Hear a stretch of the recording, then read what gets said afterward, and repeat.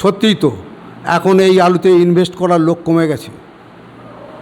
বিগত 2 বছর আগে পর্যন্ত দেখা যেত যে বহু সম্প্রদায়ের মানুষ, সিনেমা আর্টিস্ট থেকে আরম্ভ করে সোনাওয়ালা থেকে আরম্ভ করে সবাই এই আলুতে ইনভেস্ট করতেন। এখন তারা এখনকার পরিস্থিতি দেখে সবাই কিন্তু সরে পড়েছে।